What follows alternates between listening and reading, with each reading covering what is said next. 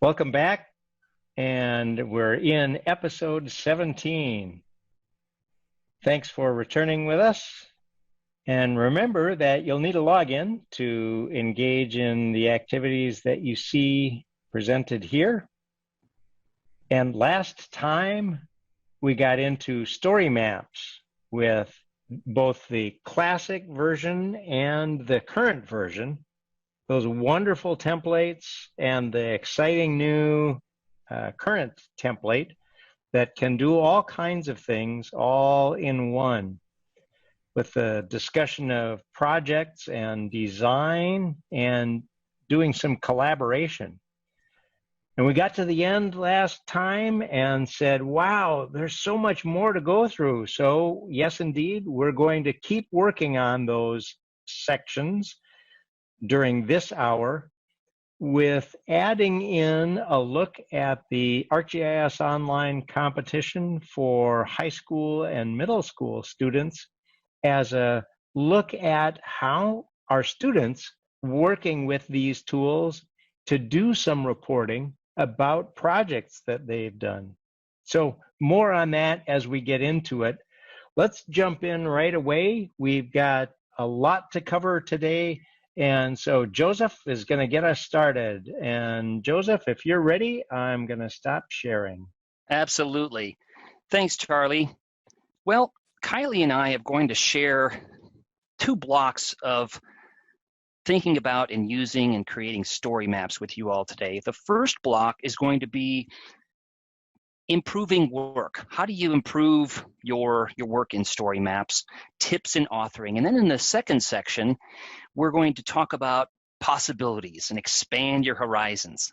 The first map we'd like to show you is one of our favorite teaching resources. Remember, existing story maps, and as Charlie mentioned, they number in the hundreds of thousands. And indeed, at the end of 2019, I believe we went over 1 million story maps created globally.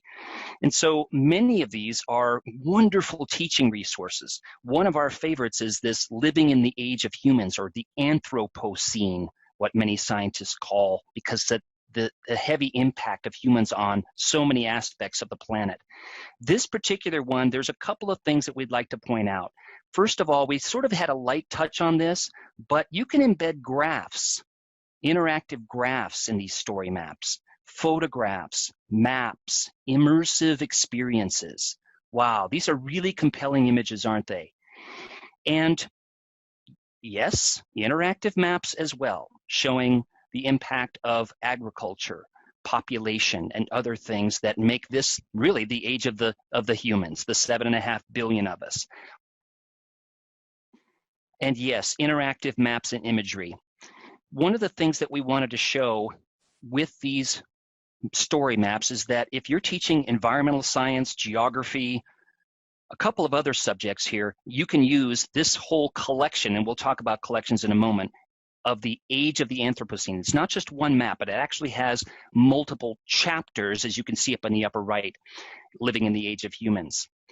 Another thing that we wanted to point out in this section is 2 things with this particular story map.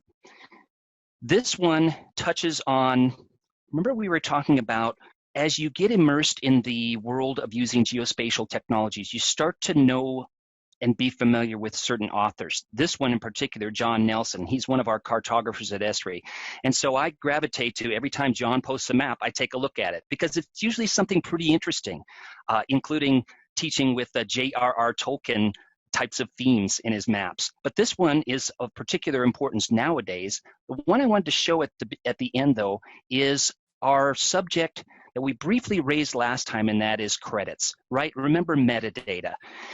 In the story maps tools, there is a section where you can add sources and authors and data sets that you're pulling from. It's really important because, again, if you're going to share this, you want to practice what you would like other people to do. You want to be able to populate your own maps with this source information at the end, just like you would like to see other people do the same thing, and your students doing the same thing.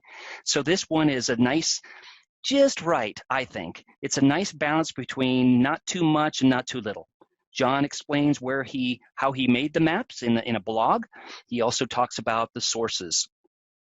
Another thing is, if you're going to create these maps in this wonderful web-based GIS environment that we have at our fingertips nowadays, you want to be able to say, okay, if I'm going to share this, even inside my own organization, that means that these maps are fed with dynamic content, as you well know.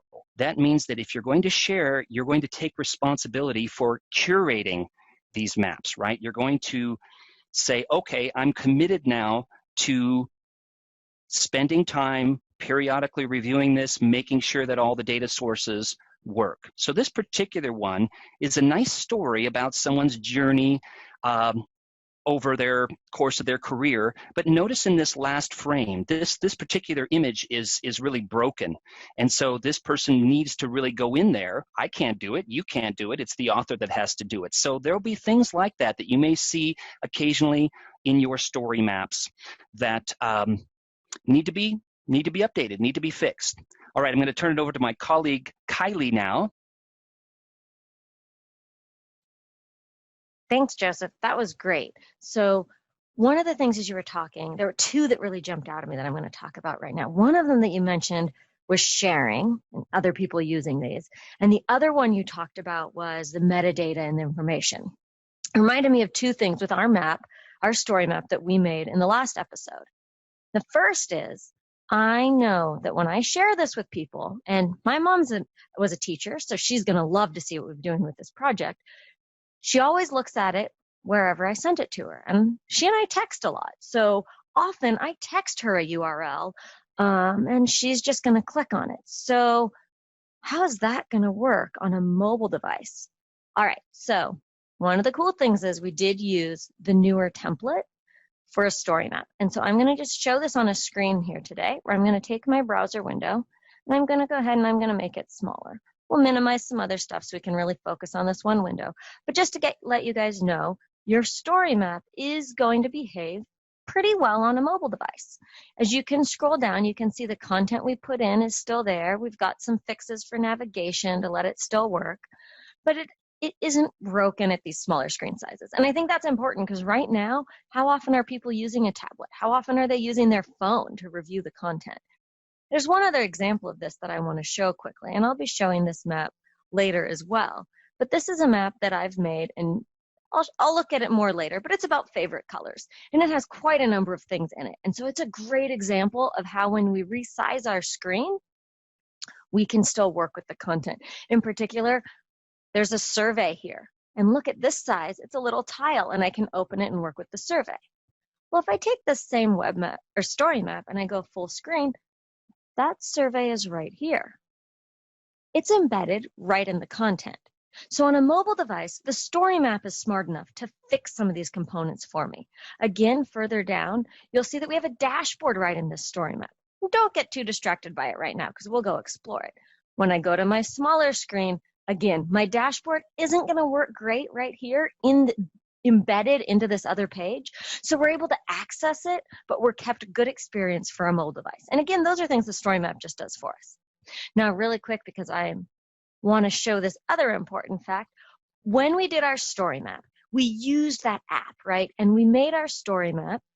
So I'm going to jump it back into this full-size screen again, and we're going to look at where we made our story map, right? It was in this experience. It was in the storymaps.arcgis.com. Well, what that really did was it made a file, and here I've gone to my content, signed in as the same user in my org, and you can see here is that story map. It's an item in my organization, just like a map, just like a layer that I've published, okay? And as part of that, that has an item page. And you've seen these in past episodes when we talked about metadata, about tagging. Well, even your story maps do that work, because then if someone else wants to use your work, as Joseph was showing in the credits, they can learn a little bit about how you made it and what you did and get the information they need. And again, all of the things we looked at before, there is your summary, there is a description. Only the summary is filled out as you're creating this in the story map app. And important again is the tags. Now in this one, I've added a tag already for episode 16, because remember, when you go to our hub, you'll be able to click a link and get all the resources we showed in that episode. And we actually do that through tags. So for this project in particular, those tags are important. All right, Joseph, back to you. Thanks, Kylie. I've got a couple of additional things to share. In our theme of tips for authoring success.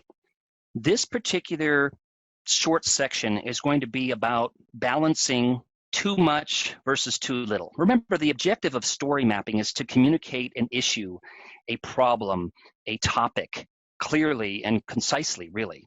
I love the quote from Mark Twain when asked about one of his novels.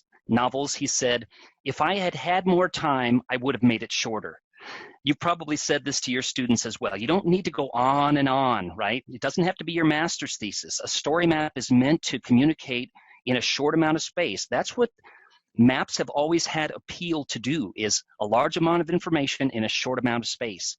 So I just leave these few up to you. You decide whether you think this is too much. I love this one, for example, The Year of Coexistence by the Defenders of Wildlife. It has all kinds of different animals and how they exist or coexist with people and how that attitude has changed and morphed over time. But as you can see, way up in the upper corner there, perhaps you can see my size of my scroll bar. It's like this big. So every one of these frames is about 1/100th of the total width of this map, or length of this map, I should say. So maps, bears, tigers, wolves, etc. There's a lot of content here, no doubt about it. And you as the educator, you, just like other resources, you decide whether this is appropriate for your needs. Many people would say this is too much, but on the other hand, us as educators, wow, this is fascinating. But again, you decide what the most appropriate resource is for your instruction. You could use just sections of this. Another one is from, this is really fascinating stuff. This one's got tabs in it. It's produced by the Infomar people in Ireland, and it's got these wonderful layers of historical maps scanned in, along with shipwrecks over time. So you've got different sections of the coast of Ireland with this spyglass technique, and you can look at the hydrographic survey of the sea bottom, along with historical ships over time that have wrecked, sadly, off the coast. There's a lot of content in here. Again, you as the educator get to decide and encourage your students to be critical of these maps as well, right? Maps aren't perfect just because they're maps, and maps aren't perfect just because they're online. Be critical of data, including maps. You ask your students all the time, I'm sure, do you believe everything you see on the internet? No. Then you shouldn't believe every map that you see, right? Maps are very powerful and they should be viewed critically. Another thing that we wanted to point out to you all is that we have, as you'll see in the story map zone, a set of collections. These collections are really wonderful because they're all focused on a certain theme. Now, my colleagues and I happen to be filming this on Earth Day, so happy Earth Day to you all. And this particular collection obviously is about Earth Day. So you can choose what you want to teach about and what you and your students would like to learn about in the aspect of Earth and in the environment. So that's the Earth Day collection. You'll see others on the Story Maps site. This is one of my favorites. Alan Carroll, who actually founded the whole Story Maps program here at Esri, he's got a Story Maps in the Digital Humanities. So in here are historical and sociological and other art, etc., collections of things. So really well done, thoughtful stories. Alan's a very thoughtful guy, and his team and he very carefully put together these. So again, we're a tiny bit hesitant to show these just because realize that you can't go from knowing maybe nothing about story maps to creating something like this. Some of these actually took weeks to make. So again, give yourself time and space to embark on the journey, but the key is to start. So those are a couple of collections that we wanted to show. Another thing that we wanted to get across to you all is, I'm going to pull up this other window, if you don't mind. I'm going to go over here.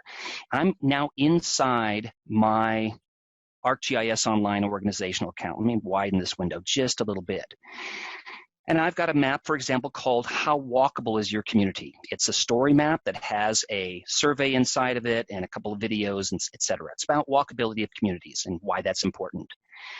One of the techniques that, one of the capabilities that just came into being here recently that we're all excited about is under this zone up here in the upper right of when you're authoring a story map. So think about, okay, I'm authoring now, I'm in edit mode, all those things that we showed last episode are at my fingertips, changing fonts, adding things with that plus sign, etc.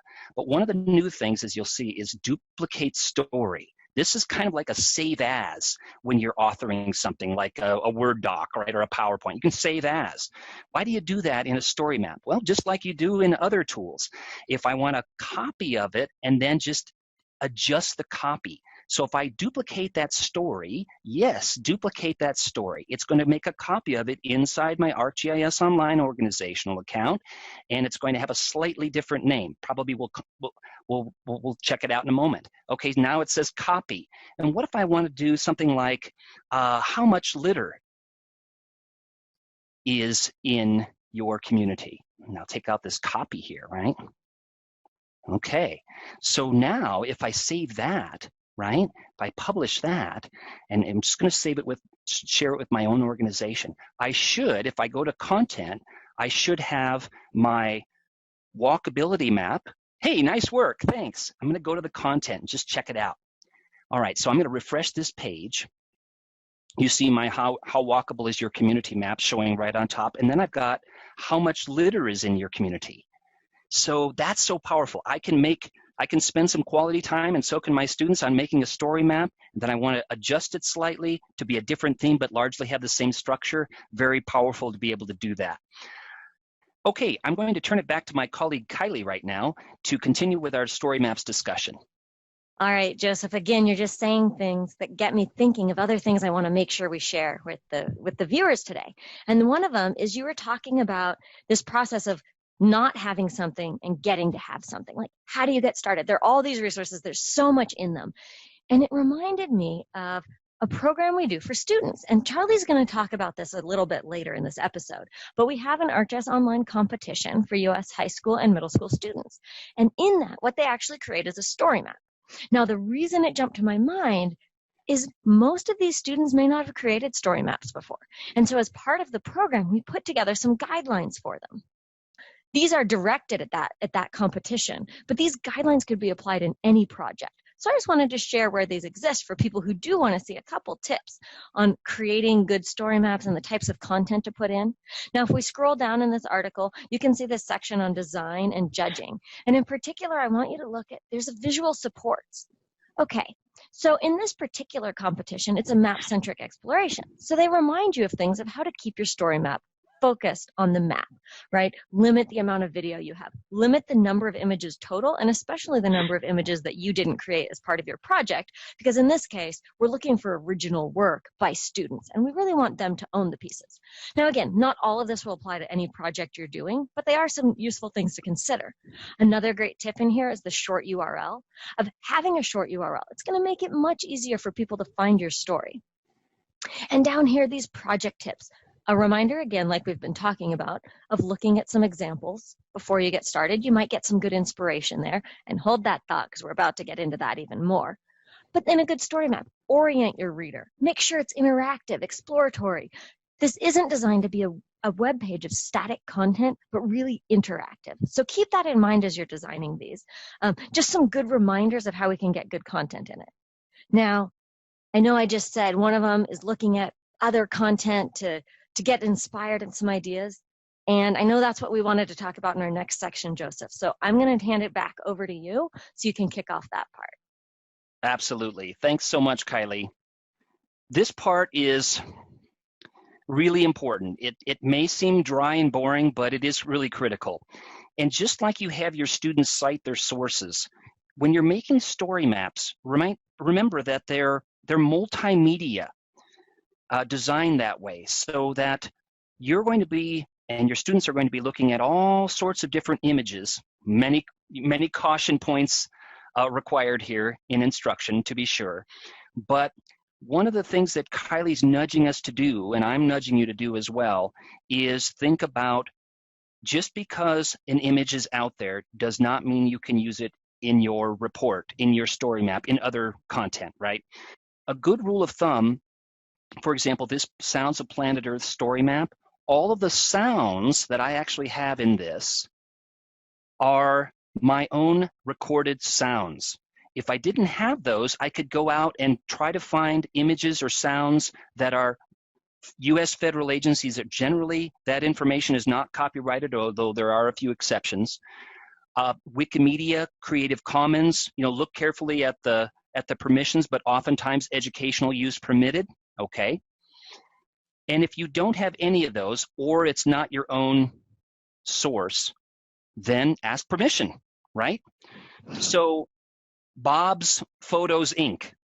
If I'm going to use a photo from Bob's Photos Inc., if there was such a thing, which I assume there is, then I'm going to ask Bob. If I truly want to use one of Bob's images, I'm going to ask permission. So this is actually one of those reasons why we all love teaching with geotechnologies, because it touches on so many other things that are important, even beyond spatial analysis. It really, really does.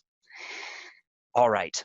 In this section also, we wanted to expand your horizons, just get you kind of thinking. We're not going to deluge you with tons and tons of story maps, but we wanted to get you thinking a bit larger beyond the basics of story maps. And I'm going to start with this one right here, Kylie, because inside this Sounds of Planet Earth story map, this is just my description of how I created it, how I stored the sounds.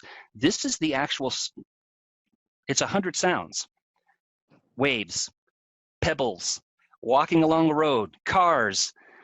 And the reason why I wanted to bring it up is A, to get you thinking about, sounds. Oftentimes we think of videos and photographs, but sounds are interesting too. They're good teachable multimedia. And inside here, for example, I just have these little players, and the beauty, the wonder of these tools is that you don't have to know much coding. In fact, most of the stuff that we've been teaching in the mapping hour, you don't need to know any coding. Here's a couple of things that I have in here that are little HTML-y kinds of strings of code, nothing complicated, and I do explain those on the blog. But that's how I put the sound in here. Once you click on the sound, and you're not going to be able to hear it on this session right now, but I'd say, that is, I don't know, what is that, waves? What is that sound? And then view score, so I have this going out to a Google form that's a quiz, basically. You can think about it that way. And then it returns with the possibilities. Okay, the feedback. This is the old walled section of Tunis in Tunisia. That is the sound. It's the old Medina, the old market, center city. So I have feedback in the story map. Wasn't too complicated to do. That was one of the things that I wanted to share. Another thing I wanted to share here is this one. Remember how Charlie and my other colleagues actually have been talking about the geographic inquiry process? Asking a question is so important, and gathering data and analyzing the data. What I like about this one is, besides the fact that it was created by a middle school student about right whales in the Gulf of St. Lawrence off of Canada, my favorite thing about what the student did, besides all of that other stuff, is right at the end, the student talks about how do we solve this problem? It's not just here's the problem, but she actually goes in and analyzes a couple of solutions, including these having to do with fishing and lobster traps. I love that, because it's not just here's the problem and it's serious and what are we going to do about it, but here are some things we can do about it. I really like that. I really like the ACT section in this one. I'm going to turn it back over to Kylie now. All right, I'm getting ideas already of the things I want to go make story maps about later. But for now, I'll think about some ones that I already know I like so I can share with you. So we saw this one a little bit earlier when we were looking at the mobile experience, and it's on mapping favorite color.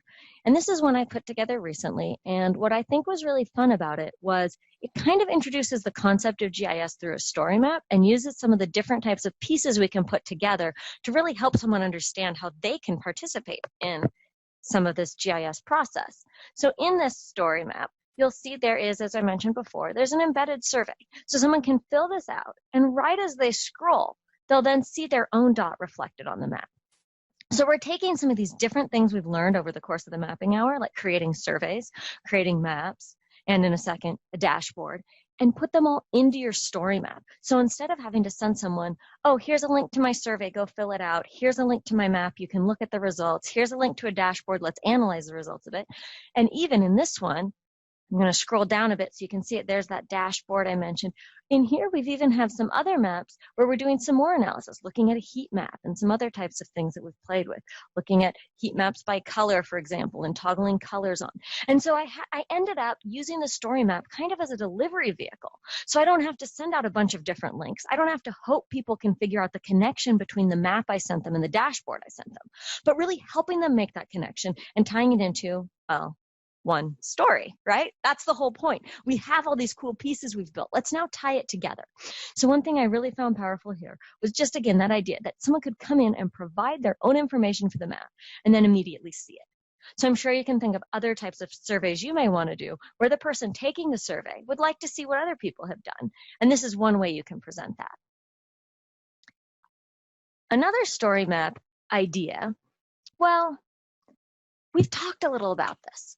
So one thing you as a teacher can do is go explore this vast quantity of story maps that have been created, right?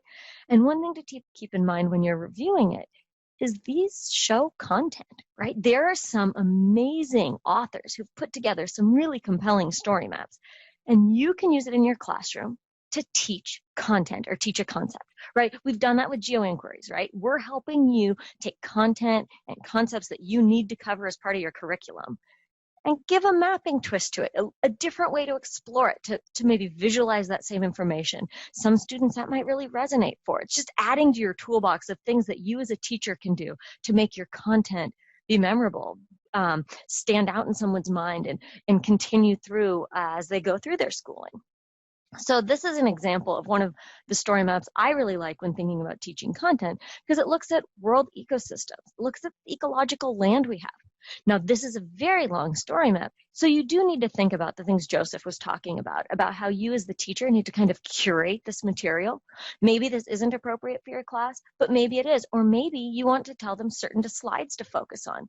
For example, over on the side here, you could jump right to a particular one and say, this is the region that we want to focus on right now. So you as the teacher can take this material, curate it a little bit, understand what you want to use it for, and communicate that to your students. One of the really interesting things with this story map, similar to what Joseph was showing with some of the story maps he just looked at, is there is an accompanying blog that talks about how it was made. And in this case, it was actually a culmination of some years of research and work that was done. And it's great to see it presented in a way that even our students can scroll through and learn something. All right, the last thing that I wanted to show is a quick look at a blog. Take a look at this blog. Now, you've heard Bern's name before, and he is one of our prolific bloggers who shows some great ideas and concepts of how to do things or a new way to think about an application of one of our tools. Very inspirational, just the different types of projects you can come up with. And he has this great blog about things you didn't know you could do with story maps. Well, that's pretty much exactly what we're talking about right now, right? There's this tool, it's a story map. Yes, you can put a map and put some text around it. But what else can you do? Are you limited to that? What kind of projects, perhaps, could you use this as a final presentation on? Well, let's see what he did. Annual reports. Okay, that wouldn't have been the first thing I thought of, but you can do it. And again, other choices. Introducing your staff or your company. Hey, I know there's one of these for the education team somewhere out there, right? These are a fun way to get people to flip through, learn something. A resume. All right, so I've just covered a few in here. Promoting and marketing. Okay, I've got to stop scrolling because I just get excited about all these different things I never would have thought to do with a story map. So think about, even if your project doesn't seem like it's a mapping project, is geography part of it? Is there a location aspect to it? Is it something that maybe we want to help the reader of our project and our research understand maybe the scope or the region, and then evolve this bigger story? Well, story maps can be used for that. Don't think of it as limited to, I'm talking about a map, but really think about all these different types of projects you can use it in. All right, so now that we're talking projects again, I'm going to turn it on over to Tom to talk a little bit more about some of these projects and designs and considerations. Thanks, Kylie. So Kylie and Joseph just walked us through some great examples of what we can do with story maps, and also taught us a little bit about the technology behind them and how we can advance our own understanding of building with them. We want to revisit some project design concepts as we begin to step away from story maps, and just remind folks of the 5 stages of geographic inquiry that we believe best helps scaffold a student's work as they begin to build in story maps. And remember, the beginning of the cycle starts with a great question. That question helps design and inform every element of the resulting story map. From that question, we go into acquiring data, oftentimes using some sort of data collection form. like a survey 1, 2, 3 or collector. We then explore that data to find some basic patterns and trends in it before actually moving into the analysis tools to make some geographic statements of analysis about what we're seeing, what we're examining. And finally, this process of ACT, which really isn't a finale at all. Remember, ACT is a kind of a checkpoint. It's a process wherein we make some artifact that describes our learning, that describes what we found as we investigated that question. And of course, what we are proposing is that you or students or your children would use story maps to help build out that documentation, that artifact of learning in the ACT phase. And of course, because it's in the geographic inquiry cycle here, oftentimes that ACT is going to re-inform a new question or direct us to a new question, and it's going to start that whole process all over again.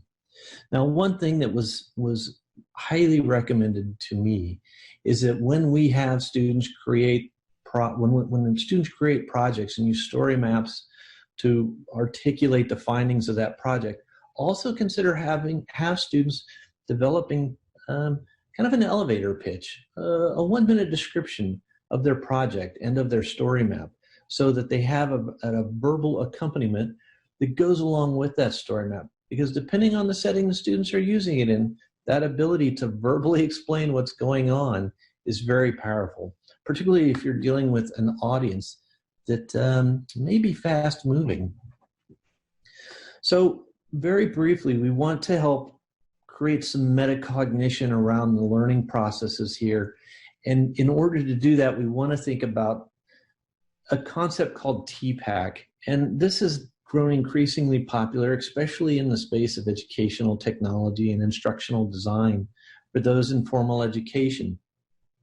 It's really the idea that whenever we start working with technologies like story maps or like GIS, we're doing so in the context of at least two other domains of knowledge that we could summarize as content knowledge or subject area knowledge, as well as pedagogy. And pedagogy is that ability to teach effectively using a variety of instructional methods or strategies. And in this case, what we've really been arguing is that an educator or a parent would use a project-based approach or a question-based approach to help organize the learning for educators. Learning for students. So as we think about technology and content and pedagogy in our diagram here, we can see that there's overlap. There's overlap between tech and pedagogy. There's overlap between tech and content. Really the sweet spot, though, for making these amazing types of artifacts with things like story maps is when you hit that sweet spot right in the middle of all three. This requires a learner or a guide, such as a parent or educator, to be at least familiar with, if not expert in, these three areas, these three TPAC areas. So if you are, for example, new to working with projects and student learners, think about where your strengths or maybe weaknesses lie in each of these areas. And if need be, explore some resources to help strengthen those areas for you. It'll make your work as a guide better, and it'll make your student artifacts, your student products better. So this process, as you've probably figured out by now, managing the instruction, managing the content, and blending it with this cool technology, all in the context of geography, of course, in this case, sometimes it's challenging. What you're looking at on screen is something called a diffusion curve, and it tries to describe an adoption rate of various technologies, in this case, technologies that might be used in learning. And the interesting thing about this that you may note is that on the far left are the first adopters. They're the innovators, and it's a very small group of people. So it may be 2.5% of parents would be in that innovative class of parents that are engaging students in a particular type of learning or learning technology. And as we slide up and over that curve, we reach different types of audiences that are educating that have different characteristics. The reason this is important is because most people will fall into the majority, right? Either the early majority or the late majority. And oftentimes this also might describe our level of engagement, expertise, energy, however you want to however you want to characterize it. But it's something to think about, because when we think about the use of materials to help student learning, sometimes these materials are great places to start working. So for most people, we describe, as we did in episodes, I think 1 through 5-ish, the idea of using mainstream presentation type activities. And we refer to those, in this case, as geo-inquiries.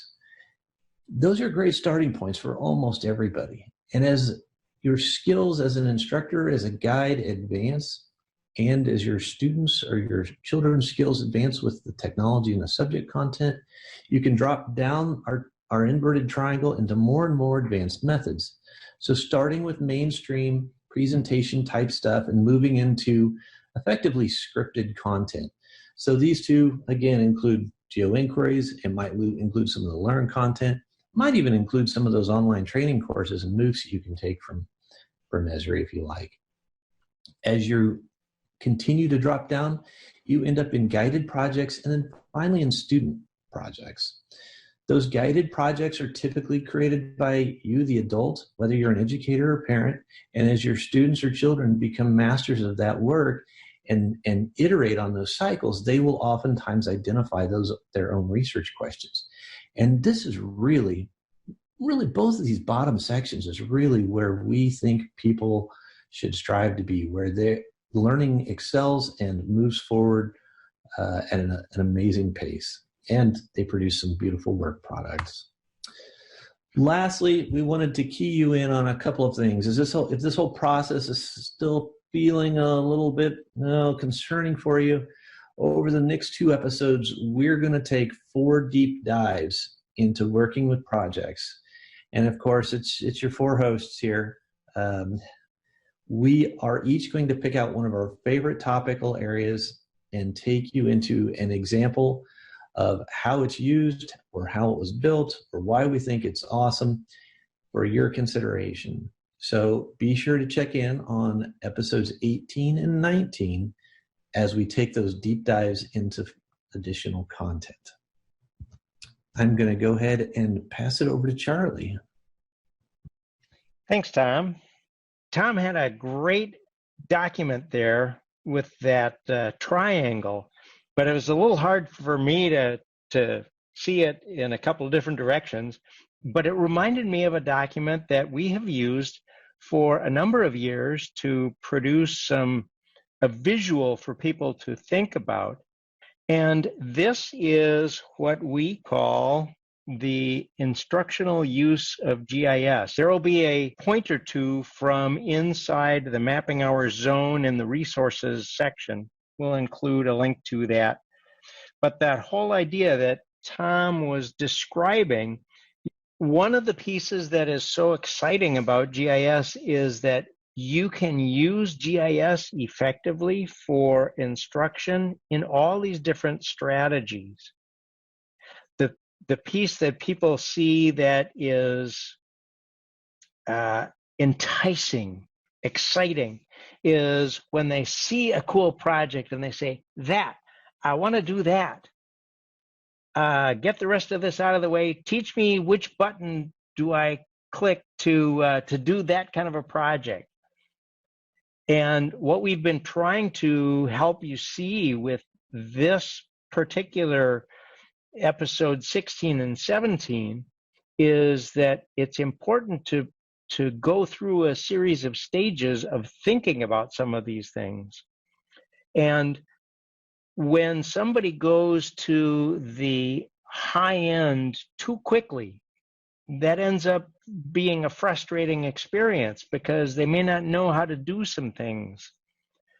Conversely, for a standard classroom teacher, somebody who focuses on the lower level direct instruction too long, that ends up being boring.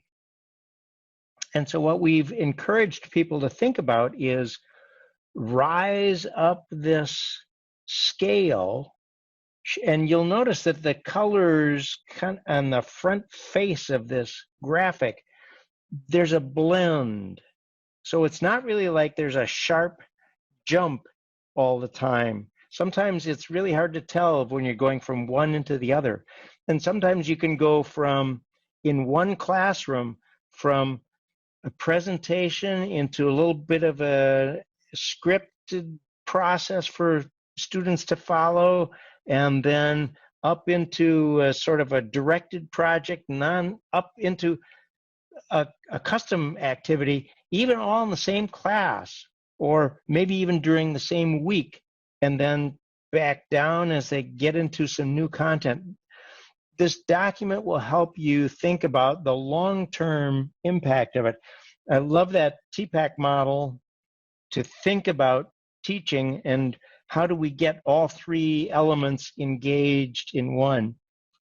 Well, that was the design of the competition, this ArcGIS online competition for high school and middle school students, was really built to give students the chance to show what they can do, to sink their teeth into something of their own choosing.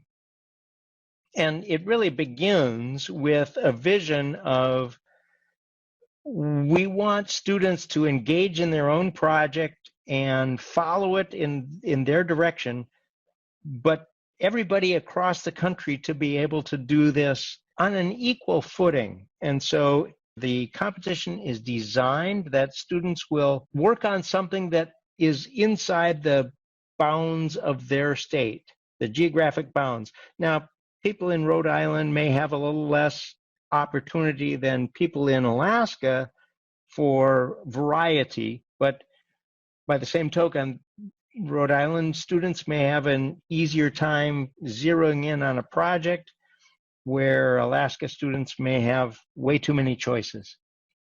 But then you do a project and you submit it to the school, and the school picks their 5 best and submits it to the state, and the state picks their 5 best high school and 5 best middle school projects and submits them to Esri, and we pick a winner from the high school and a winner from the middle school project, and that we would bring them somehow to the Esri conference. Now, you can see the 2019 winners, the high school and middle school students, talking with Jack Dangerman, president of Esri, and you can see the teachers of these high school and middle school students. Teachers and parents out there, encourage your students to engage in it, because the skills that students engage in with this project, that's what people are doing in their GIS jobs. Now, not everybody participated in 2019. You can click on this and see that, hey, there were some folks that were, some states that were represented and some states that were not. So here, Minnesota, wow, they had 131 entries from 10 different schools. California walked away with the most entries, 150 from 7 different schools, high schools and middle schools.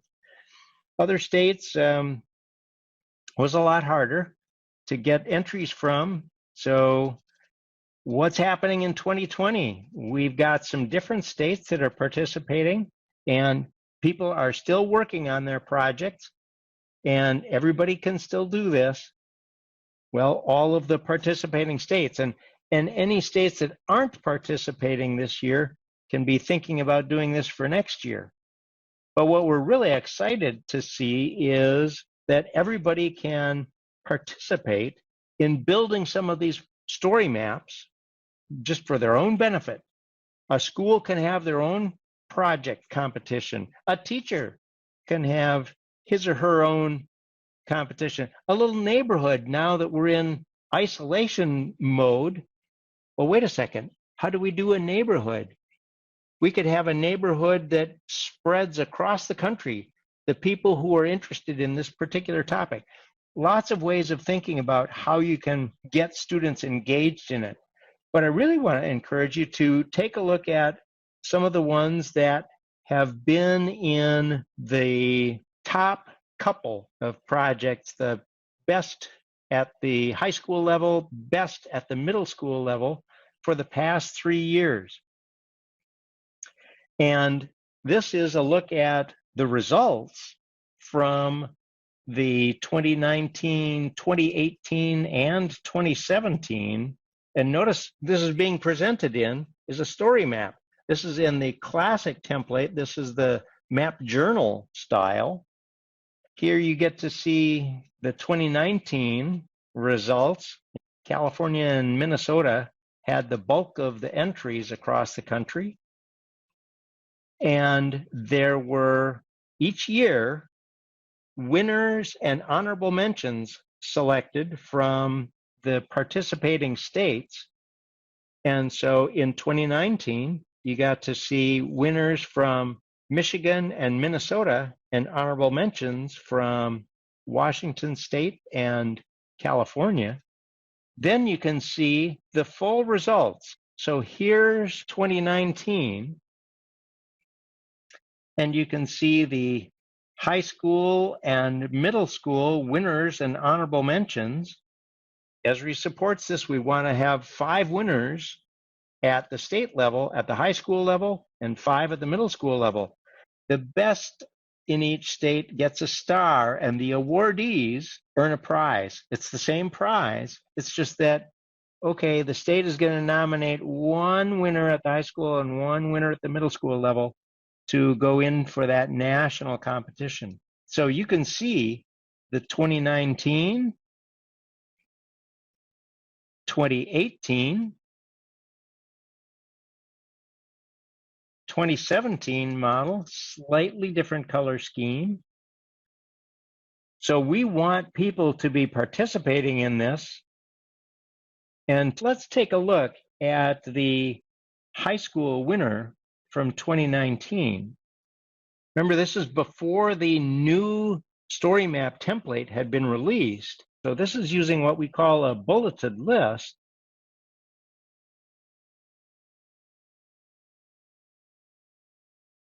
There are all kinds of quarries in his county, and he wanted to take a look at what's the impact here. And then a live search process where you get to look for it. And he's using, actually, this is a story map template. This is a spyglass story map where you're looking for, wow, that's not a lake, that's a quarry. Ah, I see. And you can follow around and see where else might there be a quarry. Well, gee, I should have to think about this.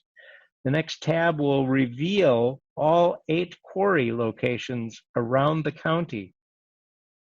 And so what you're seeing is Monroe County, Michigan. So this is a live map, and you get to explore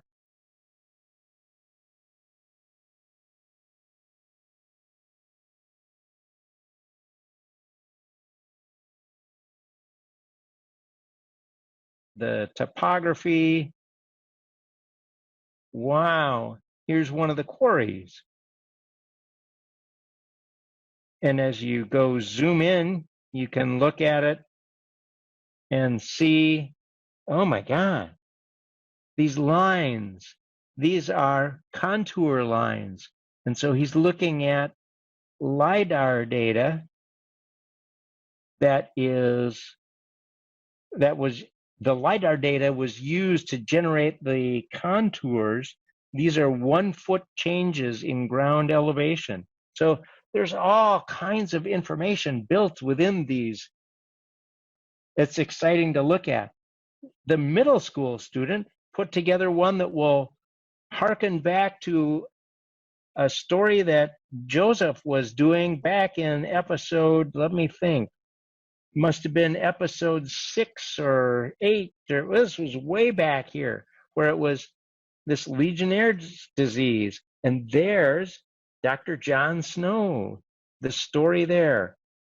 And so this student walked through the whole process of doing the research, figuring out what's the area, where are the victims, where are the possible cooling towers that might be related to what they were suffering from, Legionnaire's disease. and where's the one that makes the most sense? And they went in and checked the water, and sure enough, that was a big deal. Building these skills, building not just the technical skills, but the thinking skills, the how do I get there, and how do I design my research to support this thing, and then how do I wrap it all up? It's a wonderful package of skills. And so I encourage people to do little projects. Don't do the big one right away. Don't climb Mount Everest as your first thing after you've decided to go hiking. Let's do something that is a small, doable project, and then a bigger one, and then a bigger one. And that way you can build appropriate experience. And sometimes the best way to get some of this experience is to look through a lot of projects and evaluate what's really good in this project or that one. We've raced through story maps and projects. You've gotten to see some work with that classic template, that really powerful template. I love the new template because it's got all of the pieces in there and it's so mobile friendly. And you've gotten to see some classic templates, thinking about project design and the competition as a way to see what it is that students can do. You'll be surprised at what middle school students are able to do. And high school students, take a look at the classic story maps just for ideas of some strategies for approaching content and at just learning some things. There's some wonderful, deep, rich presentations back there. Use the new template. You'll find it very easy to adapt to. And in fact, the technology changes and it's very fast changing. So keep your knees bent, be able to ride the bumps, new opportunities, new possibilities that come all the time. And you may even decide to be thinking mobile first. How much time do students spend on their phone devices as opposed to larger screen devices? Learn from the examples that you can see. Where do you get to go to see some of these things? Once again, here's the address for the classic story maps. And here are the resources for the current template. Go in, check these out because these are very helpful. You can see the two story maps that I pulled up here about the school competition, both the one single template and then the collection, the 3 years of results. Over on the side, you'll find links to blog items about story maps. You'll find things within the geo projects. The Teach With site and Learn site are filled with activities that lead to story maps. Learn about this tool and present your findings in a story map. The training site has all kinds of information about how to do story maps more powerfully. And as was mentioned by Tom, episode 18 and the next day, episode 19, we're going to take some deep dives in so that you can hear how we who are accustomed to doing some of these projects think about how to integrate our tools to work on a special topic, a special task. How do we walk through working with these tools? What's going on in our heads as we're working on these? Why did we make some of the choices that we did? Because that's the style of thinking that you're going to need to be engaging is, how do I problem solve? How do I take advantage of all of these different components, these different elements? So we'll see you then. Thanks for being here. That's it for today. Bye Take bye. care.